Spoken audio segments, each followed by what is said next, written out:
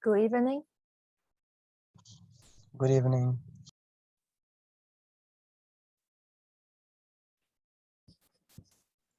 Good evening, Professor. Okay, so this class is a review. Your exam will be next Tuesday, and the exam will be 15 minutes during the class time. So similar to the first exam, you will join the Zoom meeting, turn on the camera, and by 6:30, the exam will be up. So once you turn on the camera, you can start the exam. And again, be aware that there's no copy and paste allowed in Blackboard.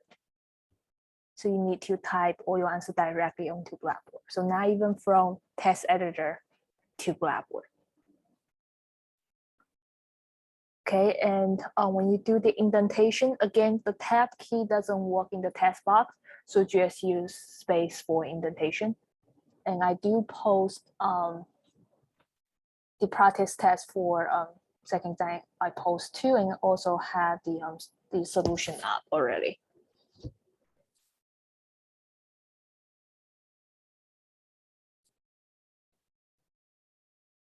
Okay, is there any question about the exam or any question you want to go over?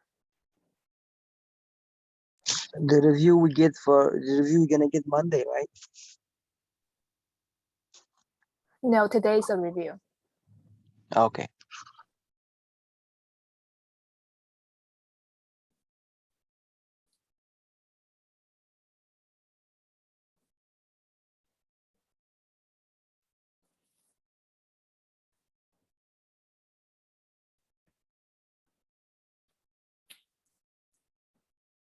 Okay, I see people asking the question for the practice test. So this is the recursive function. So you want to rotate the digit, right? So for this question, it already gives you the template for the function, and it gives you a hint as well what does each part want you to do. So what the what rotate digit does is it will move the first digit to the last digit. Right. So if you look at here, 19683, it will become 96832.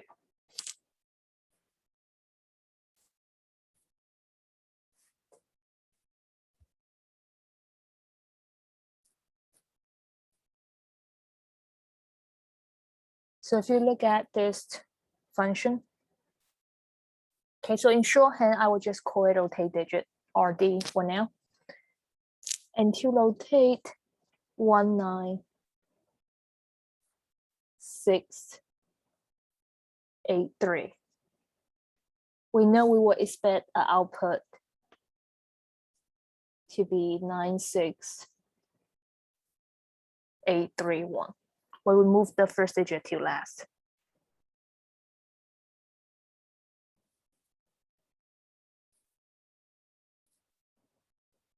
Now, whenever we do the recursive function, we need to ask, what's the easier version? So what's the easier version of this example here? Cut the 3. You will cut the last digit. So you will have rotate digit of 1968. Now, what do you expect the output for 1968 to be? Move the 8 to the front. Is that how we rotate the digit? No, we move the 1 to the back. You want to move the 1 to the back. So you will have 1, 9, wait, you will have 9681. Now again, if you keep looking for the easier version, you have 196, and then you will get 96 and 1. And then if you keep going down, you have 19, and 19 will become 91. And then you have rotate digit of 1. What does rotate digit of 1 give you? 1. just 1. So what's the base case?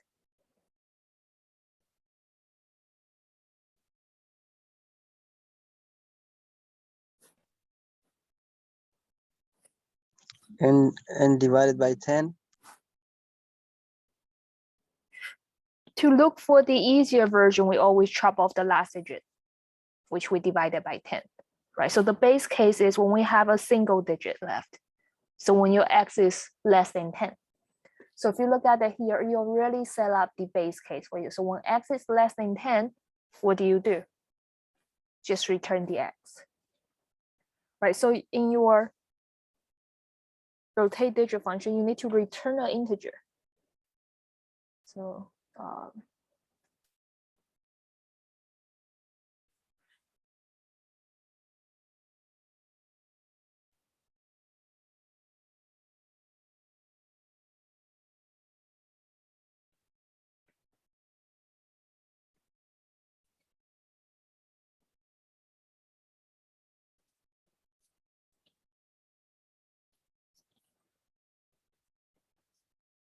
So we will start with the base case. So when x is less than 10, we will just return x, just return that digit. So this will be the part A, right? So the next question, it will be, so for the part B, you want to initialize the y. And you want to set y to be the original last digit.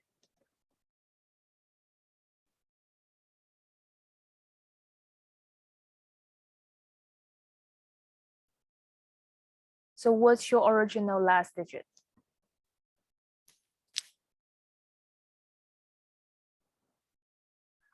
Okay, so just x mod 10. So that's your part B. Now part C, you want to make x equals to the recursive call of the easier version, right? You chop off the last digit, you drop the last digit, and then make a recursive call, right? Which is you want to get the result from the easier version. So you will have x equals to rotate digit of x over 10. So this is your part C.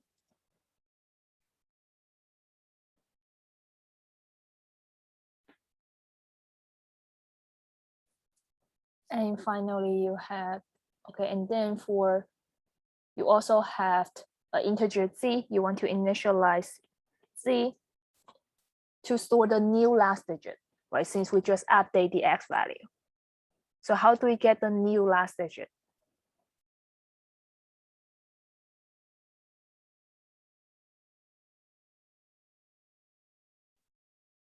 X mod 10. So by now, even you don't know how to make this recursive function work, just by the hint here, you will be able to fill out B, C, and D. Now for E, you need to use the value for X, Y, Z to make an answer.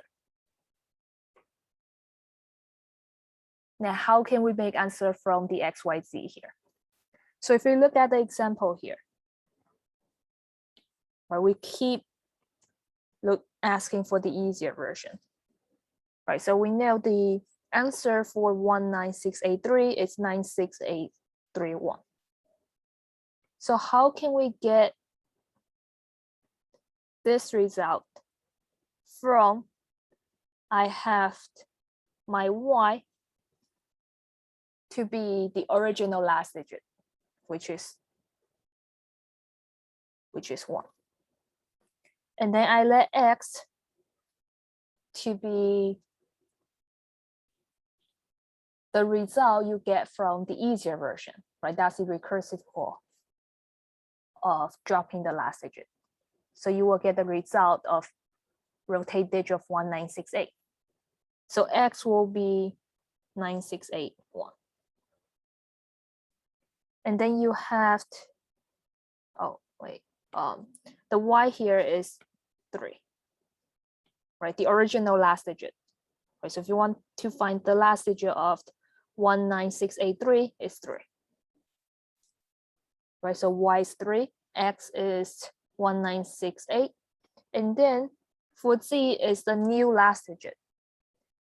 Right? So Z will be the new last digit for X, so the last digit here is 1. So you store the 1. So how can we get the result here from this 3 number? Well, where do you see Y in your result?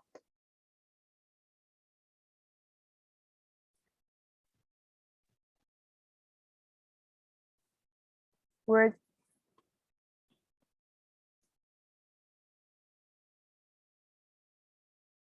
anyone? Where do you see 3 in your result?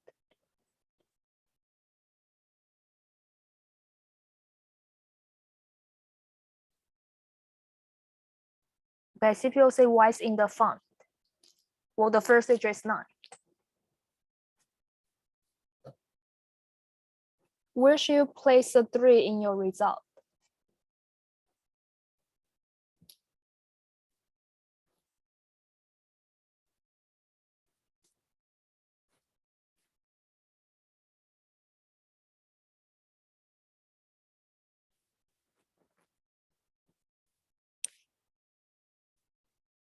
Do we see it as the second to last digit? So you find the Y, right, equals to 3 in the second to last digit. Now, where do you see Z?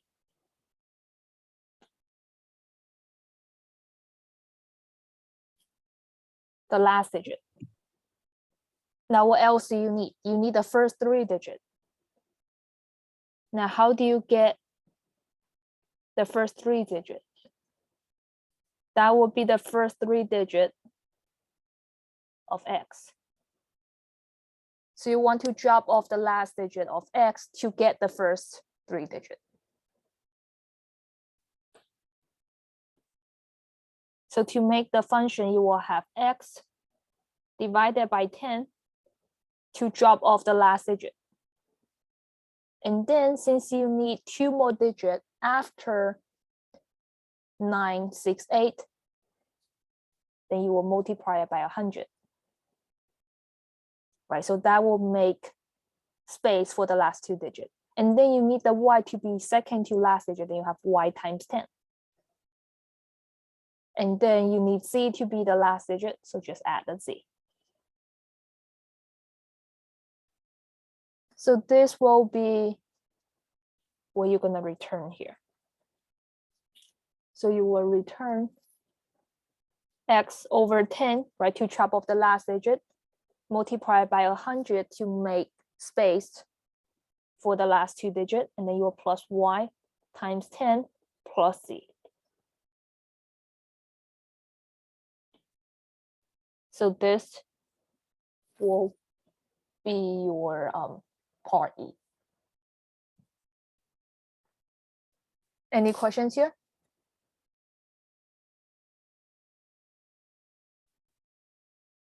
No, no question.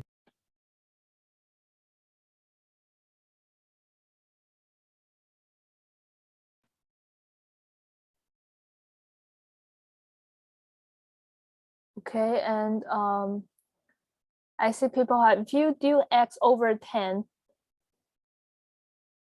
you chop off the last digit, multiply by 10, that means you only make 1 extra digit, and then you will add the Y, then you will put 3 here, and you still need to make Z as the last digit, then you multiply the whole thing by 10, and then plus the Z is the same.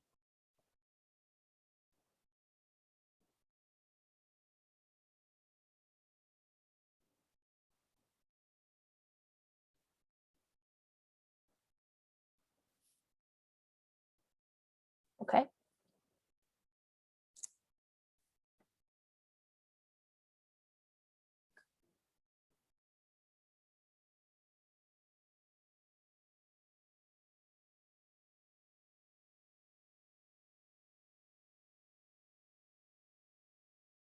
Okay.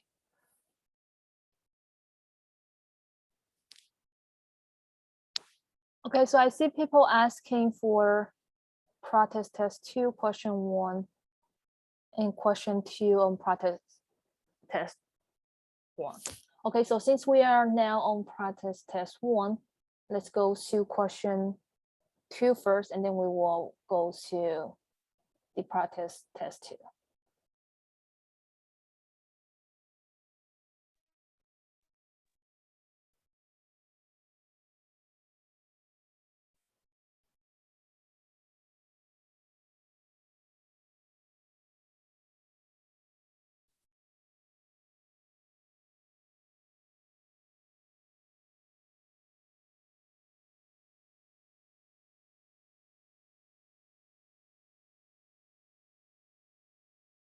Okay, so for this question, I actually went over it in the earlier section. So what I will do now, I will go to practice test 2. I will went over the practice test 2 on the second test.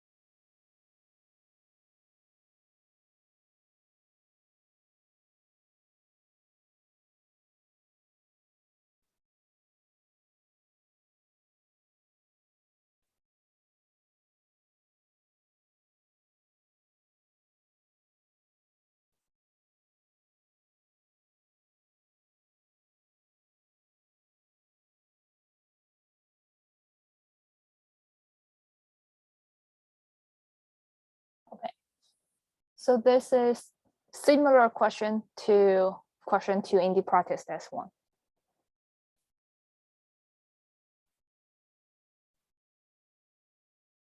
Okay, so it's asking what's the output at those lines. So if you look at what we have an X array. And X array have 6 number. So you have 1, 2, 3, 4, 5, 6.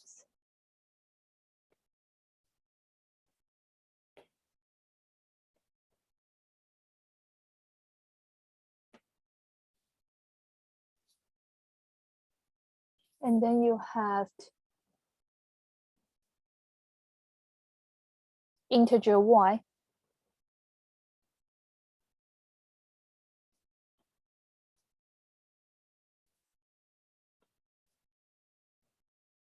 Stores 3, and an integer z stores 4.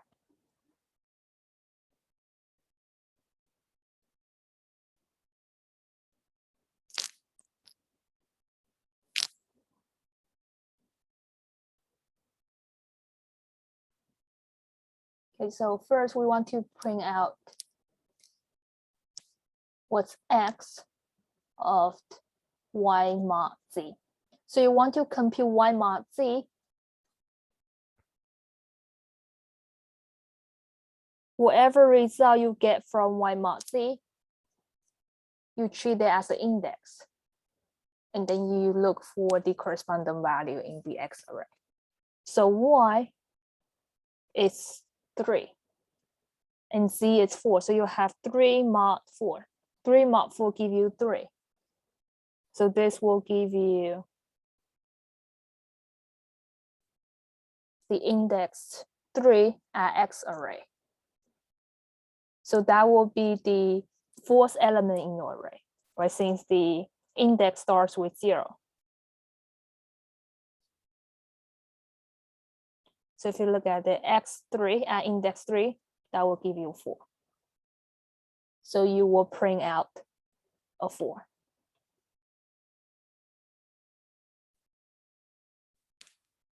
Now at line B, you need to print out x0 followed by y. Now x0 at index 0, you will just get 1.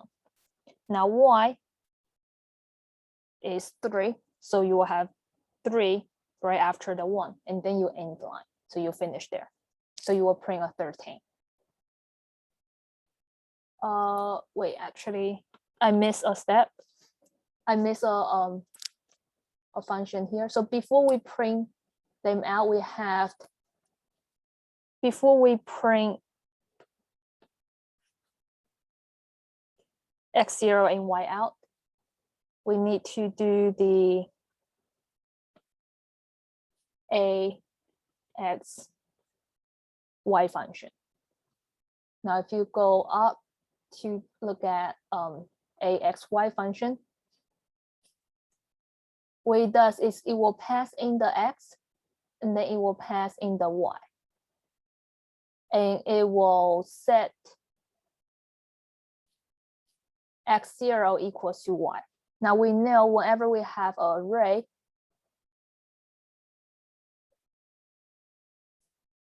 it's by reference. So whatever change we make to the array, it's permanent changed.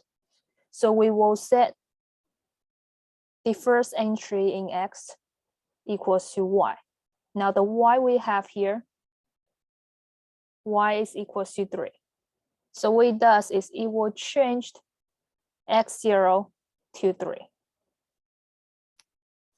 Now your y, okay, so here you will set x0 to 3, and then you will set y to x1. x1 is 2. But your y here is just a variable. Right? It's called by name, not by reference. So it does not change the actual data. So after we run the function, right, it's a void type, so you don't need to return anything. Then we move on. So now when we print out A0 and Y, A0 becomes 3. Right, so we will print out a 3, and we will print Y. Y is still 3. So we'll print out 33.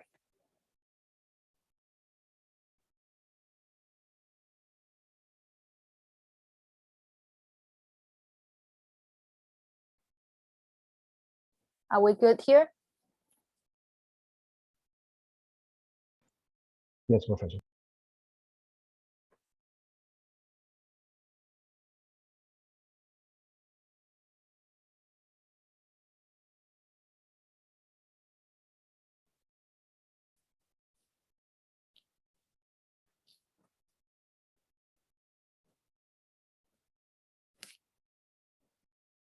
Okay, next we will run the function b before we move on to the next line. So we have b of x, z, and again, x is an array.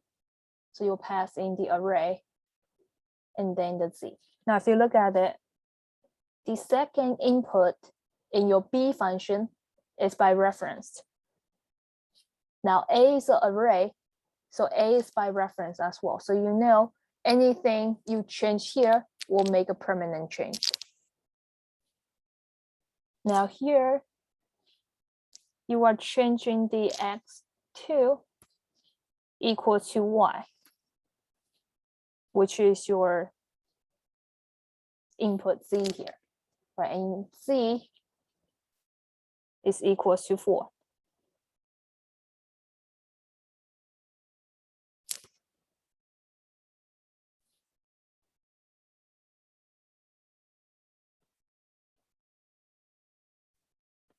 So you are changing the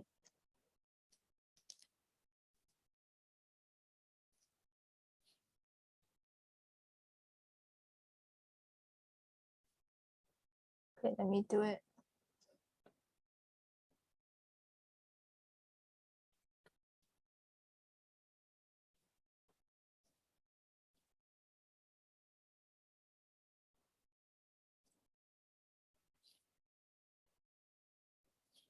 So when we have bxc here, so we have b function with the x array, and then the y that will equal to z, which is 4. And then we will set x2 equals to y, which equals to 4. Now x2 here is 3, so we will change from 3 to 4. And then we will have y equals to x3. And x3 is equals to 4. So we changed the 4 here to 4. So it doesn't change the actual value.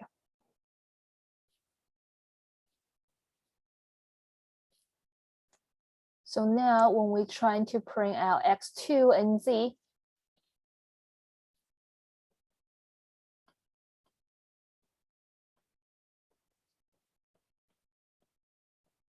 x2, it's 4, and z is also 4. So you will print 4 and 4.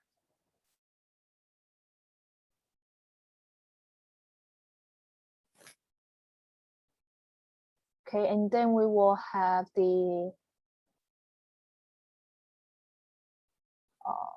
we will run the function c,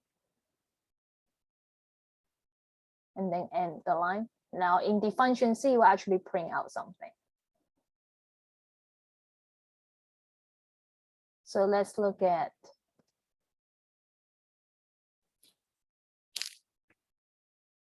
the function c. So for function c, we will pass in, okay, let me,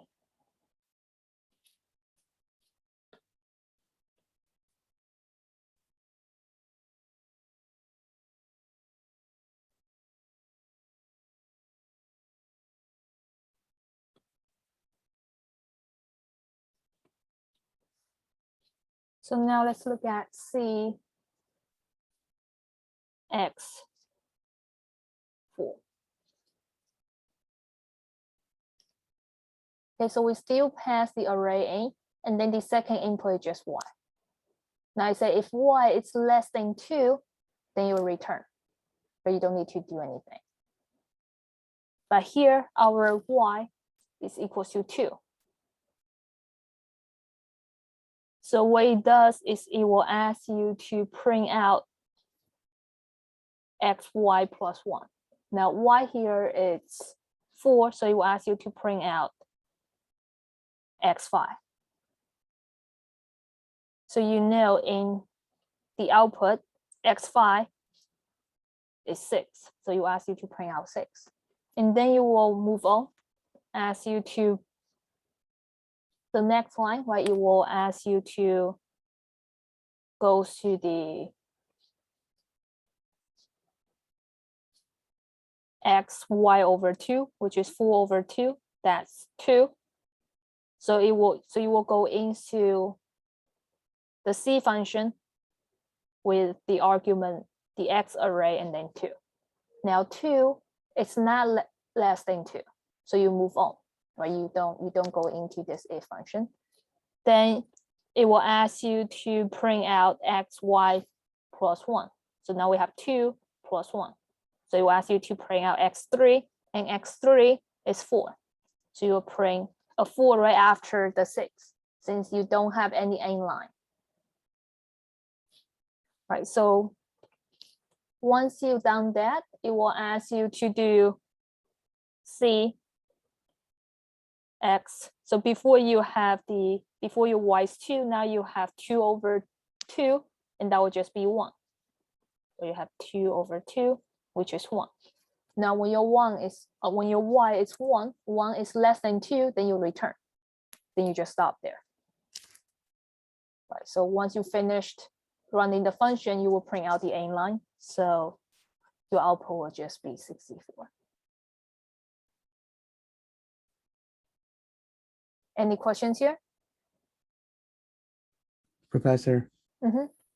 so when you do the operations like a x comma y, b x comma z, are you changing the values of the array or no? Where? For like line B, line C, where you have a parentheses x comma y. What Uh-huh. is that? I'm a little confused on what that's actually doing. Okay, this is a function. Right, whenever you see like a name and then in the parentheses, that's no more referring to a function. So if you look at A is a function up here. Oh, I see. I see. And then B is a function, C is a Okay. function. It's just you have a function named ABC. Okay. Right, so that's why when you see I'm doing here, I'm actually referring back to do the operation you see in the function. Okay, so now we will move on to a for loop. So in the for loop, we have when I is 0, and then you have CXI. In the exam, you can use scrap paper, right? To solve a question like this, you can use scrap paper to do calculation like this. Right, so let's start when I equals to 1. So when I equals to 1, you have CX1. Oh wait, we start with 0. Right, so when you pass in 0, right, when your y, your C function is here. But when your y is 0, you just return. It does nothing. So we just finished the loop. We just finished here. So we will move on. Now when when I is equal to 1, again, when y is equal to 1, 1 is less than 2. You don't need to do anything, you just return. So after 1, we will do 2. So we have x2. Now for x2, for cx2, right? So when y here is 2, then it will print out x, y plus 1. Now our y here is 2. I don't know why it doesn't show.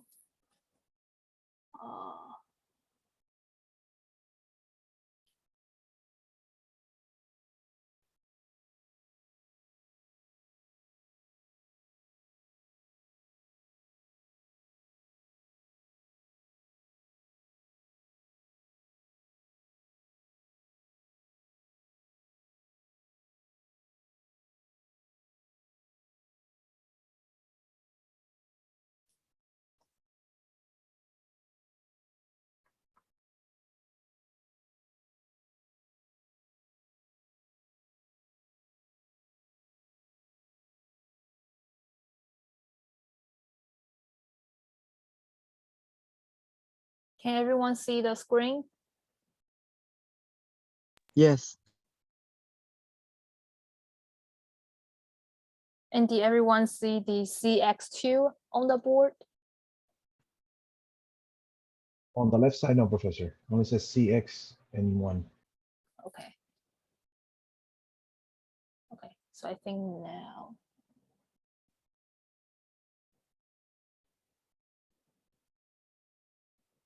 I think the screens are frozen. Okay, now it's moving. Is it good? Yeah. Yes, Okay. Professor. So for the CX2, right? So you will, so your y here is like a 2. So you will print out. So this will ask you, right? Since 2 it's not less than 2, so you move on. And then it will ask you to print out x2 plus 1. So you ask you to print out x3. Now if you look at here, x3 is 4. Right? So it will ask you to print out a 4. Now you need to keep going. Wait, actually, you will go down. Right? So after you print this x3, it will ask you to do cx and then 2 over 1 with 2 over 2. Right? 2 over 2 is 1. And then for cx1, you will go in again. Cx1, 1 is less than 2, so it does nothing. So you come back and then you will increase y by 1. So for 3, 3 is still less than 4. So you need to do CX3. Now 3 is not less than 2, so you move on. Then you will print out x3 plus 1, which is 4. Now x4 here give you 5, so you will print out 5 right after the 4, since you don't see a line anywhere, but it's still in the for loop. And then we will keep going. So after you print the x4, right after you see out this, you still need to do c x y over 2. Now our y now is 3. 3 over 2, this is an integer division. 3 divided by 2 still give you 1. Now if you have 1, 1 is less than 2. So it will just return. And then you will increase I by 1, you have 4. But I now is not less than 4, so you stop there. So you finish the for loop and you print an inline. So that's your output of this line. Are we good here?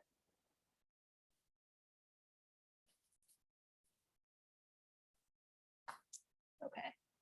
So let's go back to the first question. So it's asking you to come up with the function title, right? It asks you to come up with the title line of the function. Okay, and I see people asking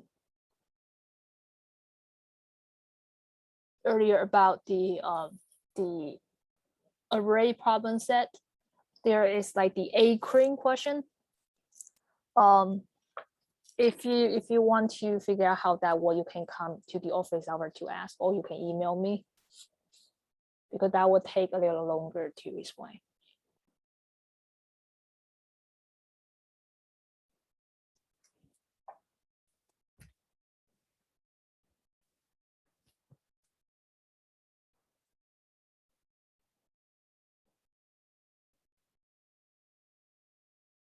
Okay, I see people asking if you're making something like a 4D array.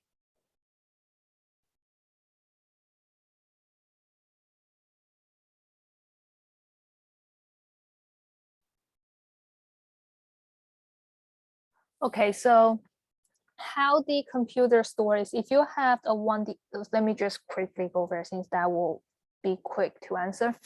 So for 1D array, you can think of it as, right, your data. If this is the computer memory, right, your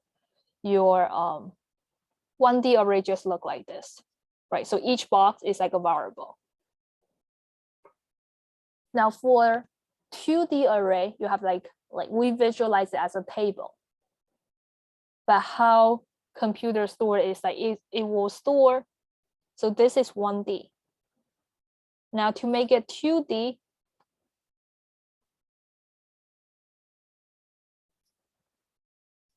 you can think of if you have like a line of the if you have a line of, let me erase this. If you have a line of the database, you can imagine like each box now is like a 1D array. So you have like a 1D array in each block.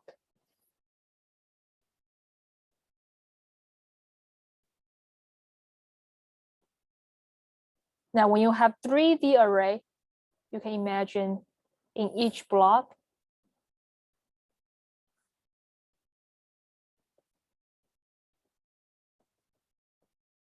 right, you will have like a 2D array in it, and so on. So if you have 4D, then you can think of each block you have like a 3D array in it. So it's hard to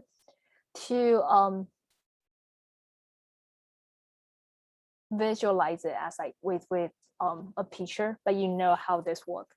So for 1D, you can think of it as like a line of data. For 2D, we use it like you can think of it as you have a table of data. For 3D, like you already have like the 3D, right? You can think of it, you have a box of data. Right, so imagine you have like a row of data, column of data, and then you have different layer, like different height. So for the 4D, it's hard to imagine, but like each entry of your 4D array, it will be a 3D array. I hope that makes sense. I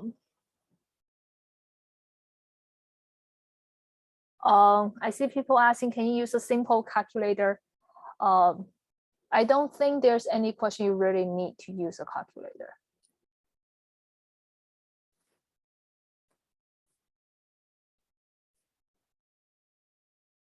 Okay, so let's look at this question. So I see people asking, when do you use void type? So if you look at the mean function, right, there is some quick way to know. If you are not assigning the result of your function to any variable, or you are not printing out the result, then normally your function don't need to return anything, so it will be void type. So if we just quickly look at the function here, right, so we know each function title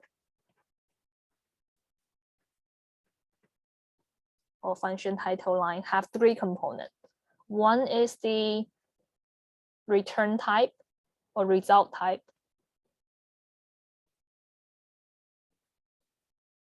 And then one is the function name. And then in the parentheses, you will have the parameters. You can have multiple parameters. Now, since for this question, you have the function name to be A, B, C, D, E. Okay, now if you look at A, function A, now you have the CH equals to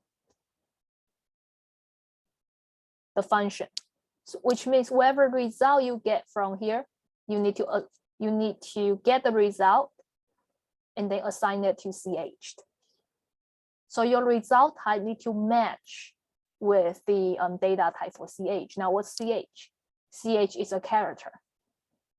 So you know your result type of A is a char.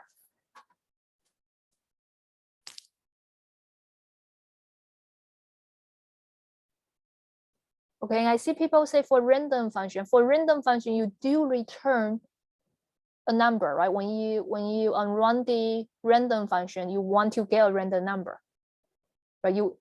So the random function will give you a random integer, so you will have an integer result. Okay. I see people asking, can you have a void parameter? No.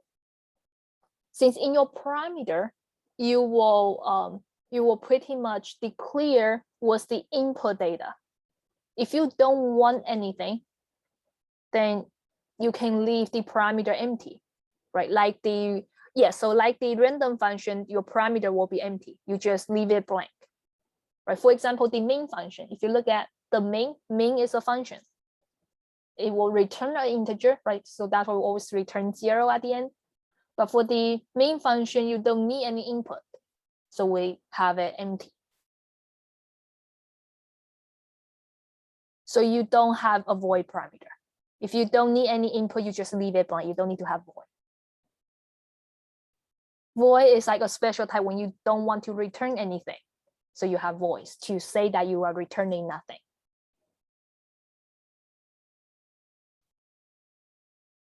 But in the parameter, if you don't want to give any input, you just leave it blank. So you don't need to have void. So there is no void parameter.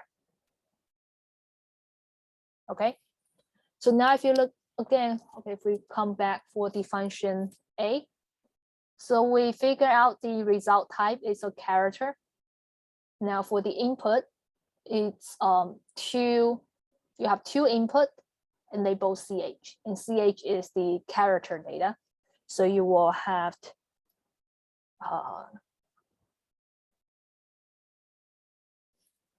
both parameter to be char. So you just call it char x, char y. And whenever you had to set out the parameter, even they are same data type, you should name it different, right? Even though they might pass in the same data, but when you write the parameter, when you specify the parameter, you need to make different name, right? You cannot make them the same name. Okay. So we finish A. Now, if you look at B, whatever the result you get from B, you assign it to RL0. RL is a variable in the array. So it will have the same data type as the RL array. So if you look at RL is a double array.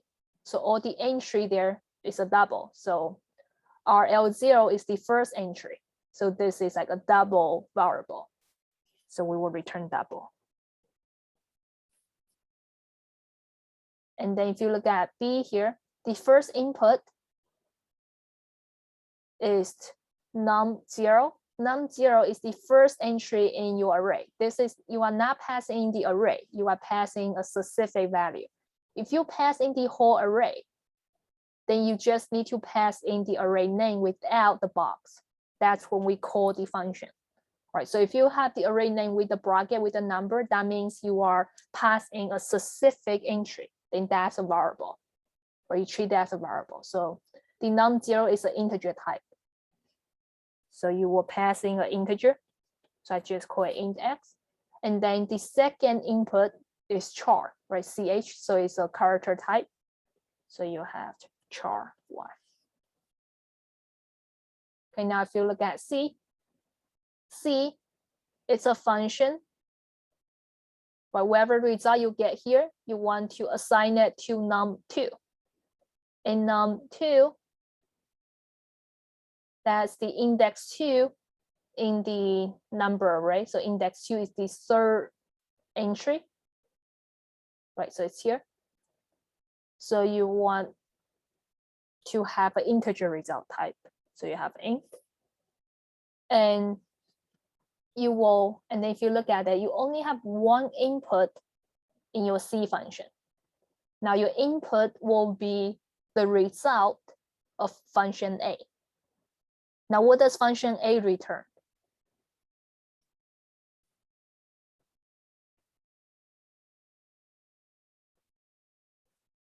What does function A return? A char. So you know C will take in a character. Right, so when you see a function inside a function, right, this means you will do the inner function, get the result from the inner function, and then you will pass the result to the outer function. So you will do the A CH. So that's, you will get the result from the A function. So that will just be, so you will get a character from this function, and then you will pass that result to the C function. So your prime, you only have one input here, which is the result of this A function. Are we good here?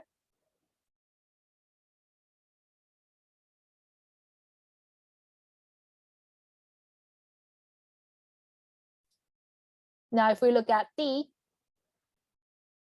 do we need to return anything to D?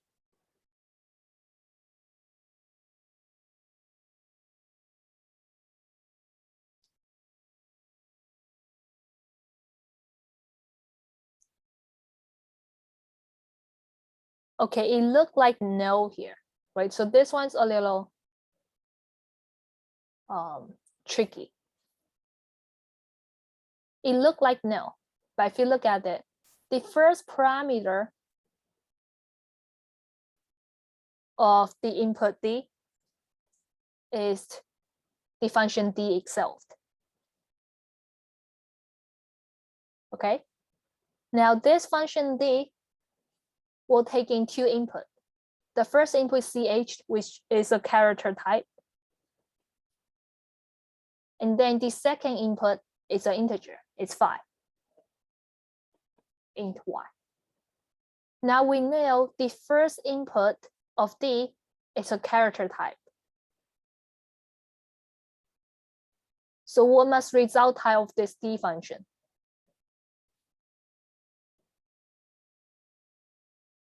A char. So be aware of that. Right, so if you don't have this, then if you put void, it's correct. But you cannot have a void as a parameter. Right? I think that's why, like, maybe some of you ask, can you have a parameter to be void type? No, a parameter cannot be a void type. Right? Because it doesn't make sense to pass a nothing. Okay, again, I see people asking, why is the result type a character? Because in your D function, you can't really do the result type first, because you need to look at what's the input of the D function. So if you look at it, the first input of the D function is D function itself, but we don't know what it returned yet. Right, so we can leave it there. And then the second input is 5, right, it's an integer. Now, if you look at the first input, it's also the D function, but we don't know what does it return. But if you look at the first parameter of the D function, it's a character. So you know this is a character. And then the second input is the number num1. That's the second entry in the num array, which is an integer, right? Which we have it correct. Right. So we know D function we're taking a character and an integer. And since we have result of D function, then pass in as a first input as a character. So you know this, why highlight here, need to return a character since it's in the first parameter, first input. So you know this need to match, right? The result type of the result type of D with the first parameter need to match. Are we good here? Okay, now what happened to 5? 5 is an integer. So we have int y. So second input. Why is the second input? So second input is an integer. So we have int y here.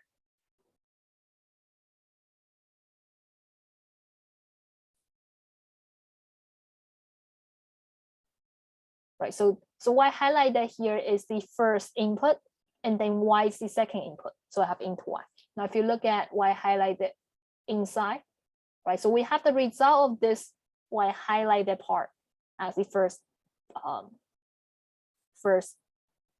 argument. Now, if you look at the D, but this is also a D function. So the first character, we expect it to be character, and we do have a character. And then the second input need to be an integer, and we have an integer. Num1 is an integer.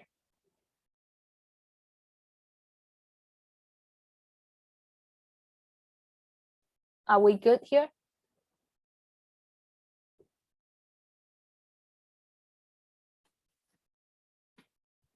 Okay, so now let's look at E. So function E, you see it here. Right. Now this E is inside function A. So what do we know? It will return, you need to return a character, right? Since the first input in the function A need to be character. So you need to get the result of function E and then passing as the input for function A. So you need to return a character.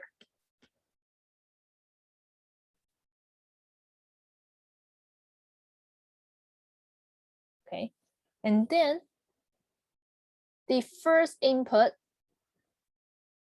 of E, we have num0 plus RL1. Num0 is the first entry, it's an integer. So I have integer plus RL1. RL1 is 2.3. So we have integer plus a double. What does integer plus a double give you? A double. So the first input will be a double. Now you have a second input RL.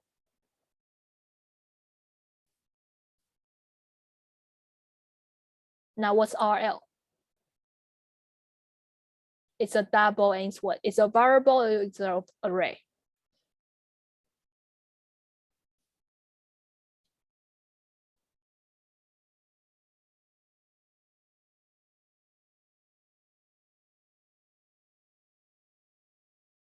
It's an array, right? So you will have Y with a box, or you can call it array.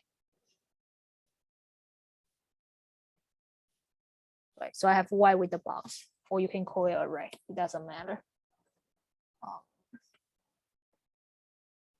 So in the argument, right, when you call the function, if you pass a whole array in, you won't have the box. You will just have the array name, which is RL. But if you have the box with the number, then that number represents the index. Then you are specifically looking at a certain entry. Okay, are we good here?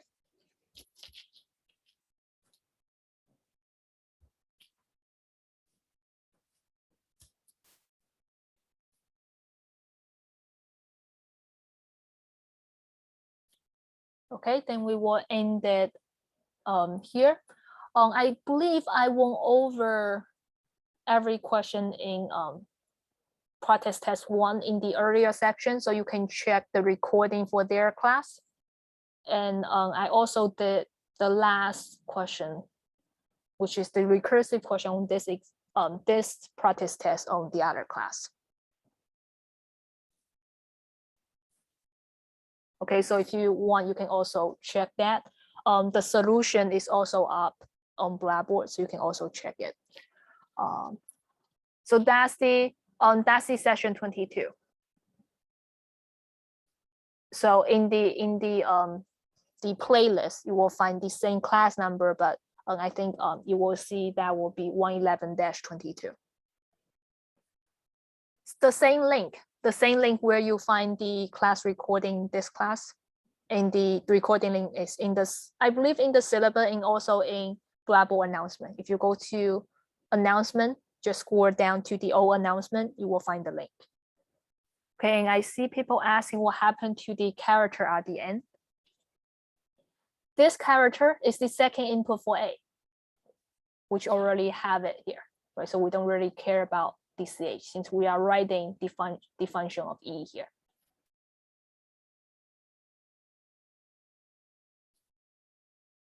Okay.